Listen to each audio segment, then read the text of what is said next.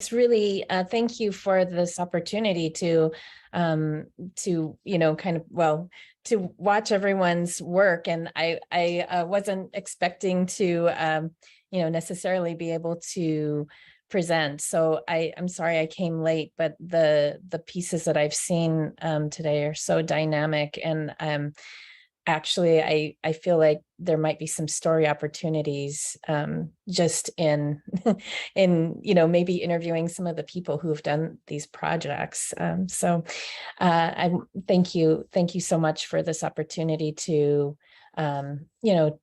to listen to everyone's work, but also to take on this project. This has been a really exciting project for me, and I wanted to share a little bit. I'll keep it pretty short. Let me see. Hang on here. Let me get this going. Okay.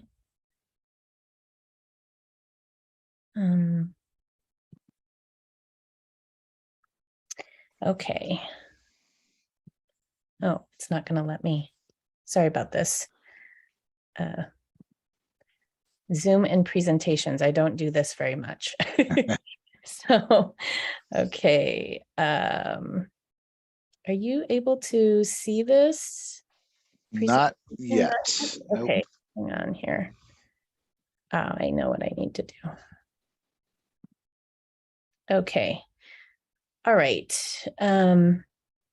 So this is my project is since I am, hang on here. I don't know if this is gonna, whoops, here, not this. Hang on here. On the bottom, well, yep. Is it you okay? Yeah, you can absolutely go through like that, or there's the okay. presentation screen on the bottom right of your taskbar there. Oh, this one? Yep. There's one that looks like a little movie screen. Yep, it's right there. Yep, you just passed it. It's got a little like stand. Oh, yep, sure. there you go. Okay, thank you. All right. So my project is, since my background is more in journalism, and I'm with a radio station, is more in the realm of doing audio stories. And what I'm hoping, whoops, okay, how do I get this to go? Obviously, I don't do this all the time. With the project that I'm doing, it's interviewing personal stories, of people's experiences, how they were directly impacted or impacted by what has come since the war. And so it could be the stories gathered from Densho. It could be people who have experienced it that I'm interviewing. It could be the generations since who are experiencing it through the, the trauma that's passed along through the lineage of their families, or even, people who were impacted by it via, maybe they worked at a camp, or say someone like me who is the newer Japanese who might not have experienced incarceration, whose family didn't experience incarceration, but also how it relating to this group, this newer group. And it goes into, different kinds of angles, short pieces that can be used by teachers to, talk about, be like a jumping off point for talking about similar kind of patterns that, echo today, or how these things live on. How these experiences live on in families and in the community. And I'll show you kind of a demo website that I also have. It's not much, but it'll be these 5 to 10 minute stories that'll have music, interviews. It'll what I'd like also to do is to have a map where these stories are pinpointed onto the map. So, and I'd also like to, I am finding and interviewing a number of people from east of the Cascades as well.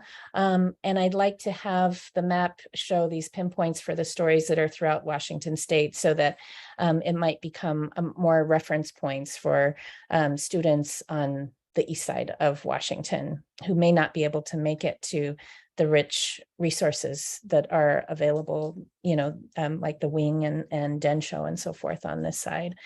And then it'll come with a teaching guide.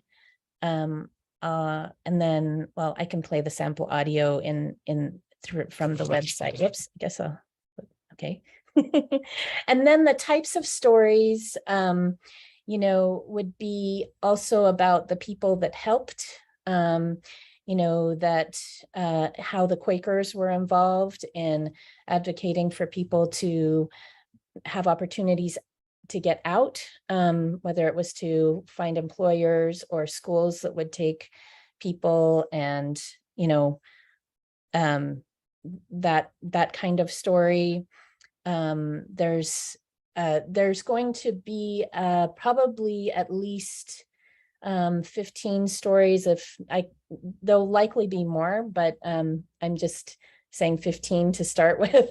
But there'll be, say for instance, this is a story with a person who, a Japanese American person, Henry Miyatake, who had been in middle school, and a Polish Jewish student came who had fled from Poland to Seattle, and they became friends. And then, you know, this Jewish friend was saying, you know, something terrible is going to happen to you. And Henry was saying, no, this is America. Nothing's going to happen. It's going to be all right. And then over time, he was incarcerated. And the Jewish friend was basically like a doula, getting him ready to leave. And then the generational impacts, as I was talking about earlier. Before I go into the Q&A, which I don't know if we have time for, but how do I get out of this? Let's see. I wanted to also share with you the website.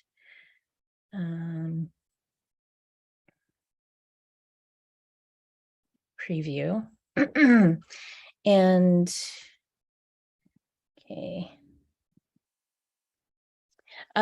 This website will have a page where the stories will live in map form as well as in a list and by categories.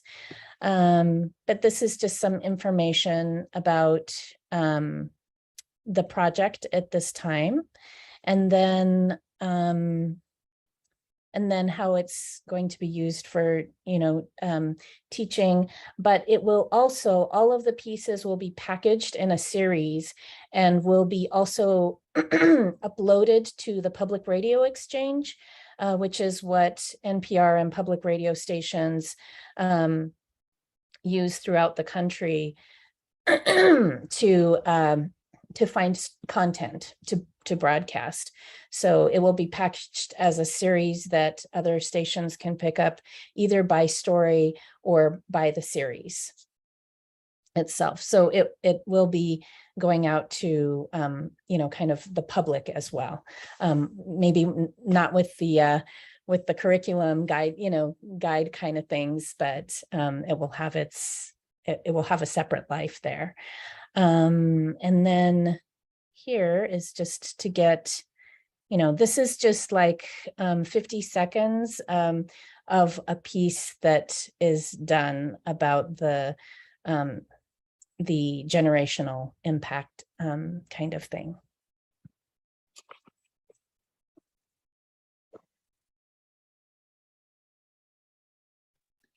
So I think, Yuko, you're going to have to share your sound. Oh, okay. Sorry. Yep. Okay, you couldn't hear my voice? Japanese American art. No? Now I can. Yeah, okay. We can. It's kind of coming in and out, but there's when you press share, there's a little box at the left that says share sound. Yes. Okay. Great. Yep. Got it. All right. Let's see. Are you able to see the website again? You're still able to see it? Yes. Okay. Artist who works in cut paper. It starts off with the sound of paper, so it may not sound like too much at the beginning.